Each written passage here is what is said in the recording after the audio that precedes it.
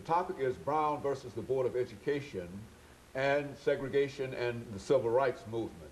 And we have with us to talk about segregation and the Civil Rights Movement in the context of the Brown decision of 1954, Dr. RMitchell from Fisk University. Of course, Dr. Mitchell, let's see if we can start this second segment by having you to give us some kind of graphic information relative to the separation of the races. I think we've talked about it from the point of view of Plessy and law and et cetera, but having grown up in the southern parts of the United States, talk about it from that perspective. Especially in the South, but throughout the country, the great hope that the Civil War would end the second-class status for African Americans.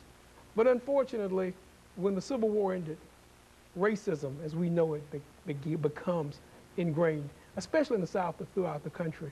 The great advantage that had been given to whites being free was now transposed to the fact that you're white.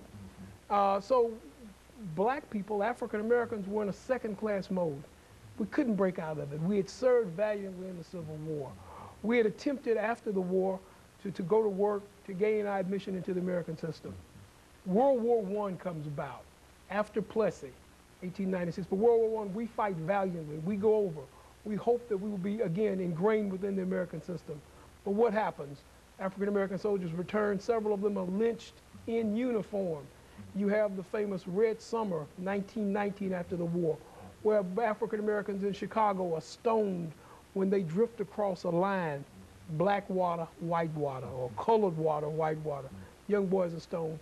In Texas, young soldiers are lynched in their uniforms. So America again to reinforce separation and race and second-class citizenship for African Americans. You know, Dr. Haney, I think the real turning point was World War II, though. The generation of the baby boomers' fathers, my father, your father, and others, they go and they fight. They come back, and they understand they want to make the promise of America real for all Americans. In post-World War II, the GI Bill, chances for education, people aren't willing to accept, black people are willing to accept inherent segregation and inferiority. So in the case of Linda Brown, her father, he wants better for his children than he had. He believes that in a segregated school system, that black children are going to receive a second-class education. He asked the question, why should I pay taxes? Why should I pay first-class taxes and my children receive a second-class education? So he challenges the American system. He challenges Plessy versus Ferguson, the whole idea of separate but equal. In a landmark decision, this case will reach the Supreme Court. And as a professor, you teach, and we're all well, and some of us are well, not every case makes it to the Supreme Court, but this would be a landmark decision. The court looks at it, the court hears the case, and the court decides that in America, you can't have people separated out by race. You might separate them out by other entities, but not by race. And to have a whole class of people cast in the second-class status because of their race is found to be unconstitutional. In this country, when we say something is unconstitutional, that means it goes against the American Constitution. So in a larger sense, it's really un-American. It doesn't fit the ideals that we put forth as American values and American ideals. And African Americans weighed in.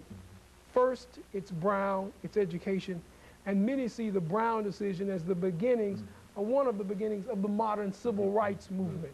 Because once these children enter these schools and they feel they're receiving a quality education, why should they then submit to second-class status? Brown opens a discussion in America. Brown opens a discussion of what America means and what the American promise is. And really, after Brown, there's really no turning back.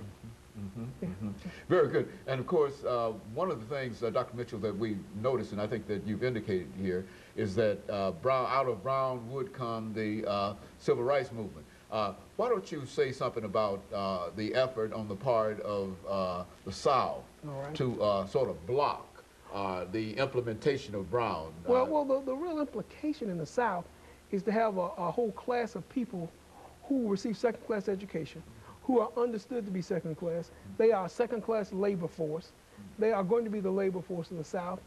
But ironically, too, race and second-class status offered a comfort level to the South. It meant that you could tell the white South and the poor white Southerner, well, if you have nothing else, at least you have superiority over these people.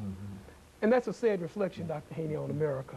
As the rest of the world studies United States history and the rest of the world is aware of the Brown decision, many times persons in other parts of the world view a disdain first for educated Americans and possibly for educated African Americans, because they wonder, how can we be loyal when we've been treated so poorly by our nation? And you know, the irony, if you look at citizenship among African Americans, or patriotism or support, we've been among the very best citizens in the country. The first man who died in what was later would become the American Revolution was Crispus Attucks, a runaway slave, but he's suddenly a patriot when he dies for the cause. If you look at the American Revolution, Prince Whipple, Peter Salem and Salem Point, all those black patriots who participated. You know, there's never been a time when there's been an American war that African Americans haven't participated valiantly and served their country, from the Spanish-American War. And right now, people are still astounded by the motion picture Glory, because people didn't understand that African American males fought valiantly. We've always been good Americans. You've never seen black folk protesting on the 4th of July. You've never seen black folk protesting around the Statue of Liberty. You have no discussions of black college students going to Canada to evade war.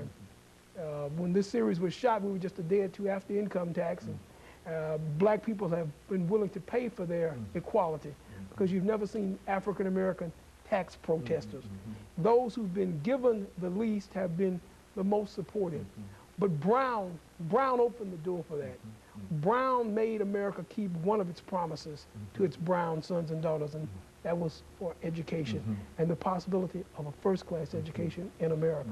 You know, Dr. Mitchell, and we're getting ready for the our first commercial break, first or second commercial break here. But one of the things that we'd like to deal with is to look at the relationship between Brown and the Civil Rights Movement. You see, because I think the decision is rendered in 1954. Exactly. And it is not until 1960. So that's about 6 years of intense discussion, intense debate. But you also have time to grow 6 years of young people to become a catalyst for that movement. That's exactly it, and that's what we want you to speak to when we come back we during this will look at that. third segment about the impact that those long years before the enforcement had upon the decision itself. Of course, we'll be back with our audience following this very, very short commercial break.